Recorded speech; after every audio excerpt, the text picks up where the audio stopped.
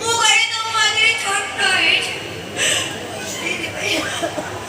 ସେଇଥିପାଇଁ ଆଜି ପର୍ଯ୍ୟନ୍ତ ମନ କଥା ତମକୁ ଖୋଲିକି କହିପାରୁନି।